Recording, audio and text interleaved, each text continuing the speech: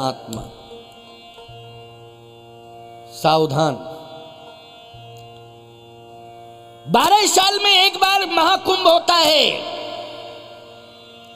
चाहे उज्जैन की भूमि हो, चाहे तीर्थराज प्रयाग की भूमि हो, चाहे हरिद्वार की भूमि हो, चाहे नासिक की भूमि हो, 12 वर्ष में महाकुंभ होता है ना 12 वर्ष में महाकुंभ।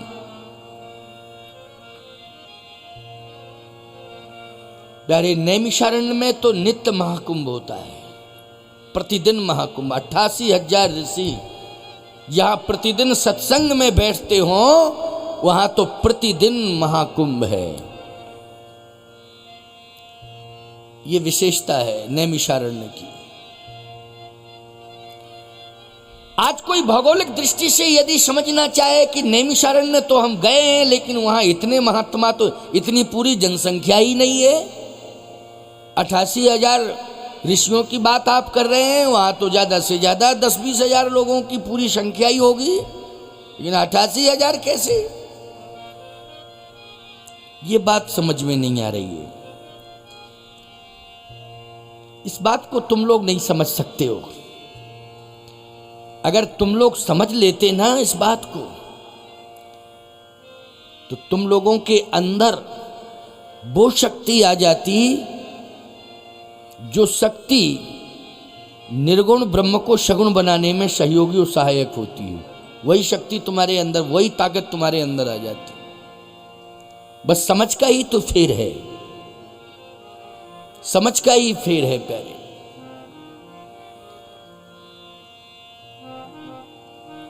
हमें वो आहार करना चाहिए जिस आहार से हमारे जीवन से रोग दूर हो जाए। बोलो भाई। लेकिन हम वो आहार करते हैं जो हमें स्वाद देता है, हैं? स्वास्थ्य नहीं देता है, स्वाद देता है। वो आहार हम करते हैं।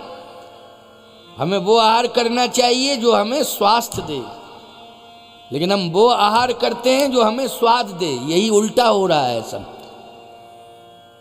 इसलिए हमारे ऊपर रोग हावी हो रहे हैं और हमारा बहुत सारा धन तो डॉक्टरों के यहाँ चला जाता है कि नहीं?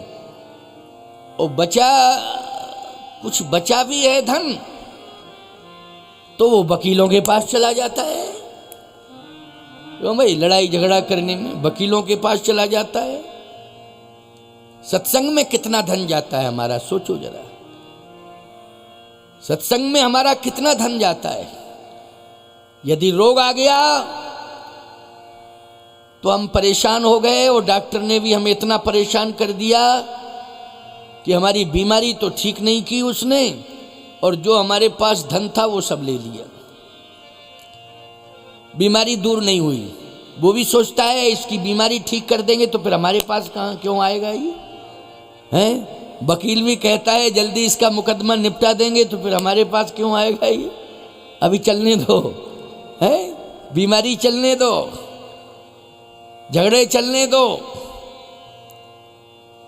सावधान, गलतियां हो रही हैं हमसे, बहुत बड़ी बड़ी गलतियां हो रही हैं, हमें सुधार करना है।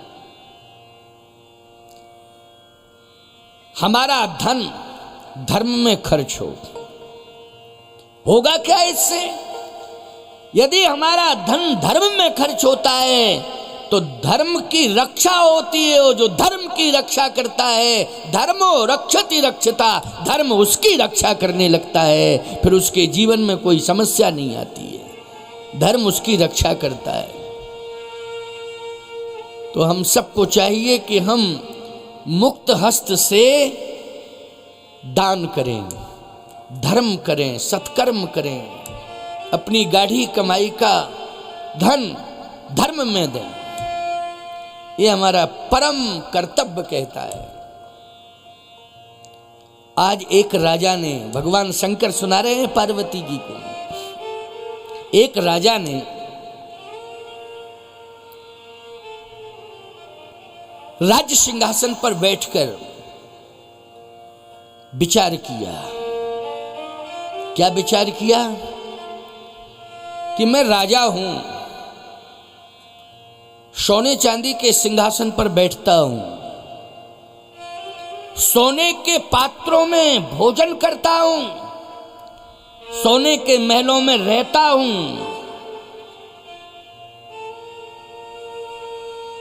पूरे राज्य की प्रजा भगवान मान करके मेरा सम्मान करती है। देखो भाई, एक दिन ठहर गया राजा, यहां माधव विलास धाम बन गया। क्यों? ऐसा मैंने सुना है, कभी राजा ठहरते होंगे या एक बार ठहरे होंगे या कई बार ठहरे होंगे, या ठहरने का उनका स्थान होगा। तो माधव विलास धाम बन गया। क्यों बन गया कि नहीं? राजा का नाम भी जुड़ गया कि नहीं जुड़ गया? किसका नाम जुड़ गया? राजा का नाम जुड़ गया। अच्छा, एक बात आपको बताएं, राजा का नाम भले ही जुड़ा होता है, लेकिन अगर हनुमान जी ना बैठे होते तो फिर राजा का नाम कौन लेता? जल्दी बोलो। अगर हनुमान जी ना बैठे होते तो राजा का नाम कौन लेता? कोई लेता राजा का नाम? कोई नहीं लेता। लेकिन आज केवल क्षेत्र के लोग ही नहीं माधव विलास धाम कहते हैं। मैं चित्रकूट धाम से आया हूं। जब आया नहीं था तब मैं कह रहा था चित्रकूट वासियों से, संतों से, कि मैं नवरात्रि का कार्यक्रम तो माधव विलास धाम हनुमान मंदिर पर करूंगा सुसनेर में, और आज यहां से जाने के बाद हमेशा कहूंगा कि मैं गया था माधव विलास धाम हनुमान मंदिर पर, बहुत अच्छा यज्ञ हुआ, लोगों ने मुक्त हस्त से दान देकर बहुत सुंदर यज्ञ किया, यज्ञ बड़ा सफल हुआ। बोलो भाई, हम चर्चा करेंगे क्यों यज्ञ हो रहा है। यज्ञ से जुड़ गया है ये आश्रम, तो और नाम हो गया। केवल आश्रम ही बना रहता, यज्ञ नहीं होता तो मैं माध्यम नहीं, यज्ञ ही माध्यम बनाना मुझे बुलाने के लिए, यज्ञ माध्यम बना। और एक बात बता दूं, ये नवरात्रि का महापर्व है। चित्रकूट धाम कामदगिरी प्रमुख द्वार में हजारों की भीड़ है। जिस पीठ का मैं पीठाधीश्वर हूं, कामदगिरी पीठ का पीठाधीश्वर हूं, जहां भगवान राम ने 11.5 वर्ष तक उस पर्वत पर बैठकर तप किया है। चित्रकूट धाम रहे ना 11.5 साल, 14 साल में, उसी पर्वत पर तप किया है जिसका मैं पीठाधीश्वर हूं। मुख्य पर्वत है वो। जैसे गिरिराज गोवर्धन की परिक्रमा आप करते हो ना, भगवान श्री कृष्ण ने पूजा की है गोवर्धन की, ऐसे ही कामदगिरी की पूजा श्री राम जी ने की है, और 11.5 वर्ष तक बैठकर तप किया है। चित्रकूट धाम उसी के नाम से विख्यात है, कामदगिरी के नाम से ही विख्यात है। नवरात्रि में वैसे प्रतिदिन भीड़ होती है, लेकिन नवरात्रि में विशेष भीड़ रहती है। शारदा शक्तिपीठ है ना, जैसे आपके यहाँ बगलामुखी नलखेड़ा में ये शक्तिपीठ है, वैसे ही तो शारदा, मैहर शारदा आपने नाम सुना होगा, मैहर देवी, शारदा देवी का मंदिर बहुत प्रसिद्ध है। चित्रकूट जाते हैं लोग, कामता नाथ जी का दर्शन करते हैं, परिक्रमा करते हैं और शारदा मैया का दर्शन करते हैं। हजारों लोग जा रहे हैं, भीड़ हो रही है। लेकिन मैं नवरात्रि पर्व छोड़ करके आया हूं कि नहीं आया हूं? और ये पक्की बात है कि मैं तीर्थ से आया हूं और आपके यहां आया हूं। ये महत्वपूर्ण तारीखें थी, मैंने आपको दी हैं। तो तीर्थ में लोग जाएं, पर्व के समय तीर्थ में लोग जाएं, ये अलग बात है, और तीर्थ पर्व के समय पर तीर्थ छोड़ करके लोग आए, ये अलग बात है। बोलो, अंतर है कि नहीं अंतर? जल्दी बोलो। लेकिन इसका विशेष लाभ तुम्हें मिला है। क्या लाभ मिला है? नवरात्रि का पुण्य तो तुम्हें मिल ही रहा है, यज्ञ का भी पुण्य तुम्हें मिल रहा है। श्री बालाजी हनुमान जी महाराज विराजमान हैं, इनके दर्शन का भी पुण्य आपको मिल रहा है। यज्ञ भगवान की परिक्रमा कर रहे हैं, ये पुण्य भी आपको मिल रहा है। लेकिन सबसे बड़ा पुण्य तो चित्रकूट धाम जैसे तीर्थ का भी मिल रहा है कि मैं तीर्थ से आया हूँ, पुण्यों का खजाना लेके आया हूँ, कथा के माध्यम से आपको प्रदान कर रहा हूँ। ये लाभ आपको और मिला है, विशेष लाभ मिल गया। तो मैं तो चित्रकूट छोड़ करके आया हूँ यहाँ। तुम्हारा धर्म कहता है कि घर द्वार छोड़कर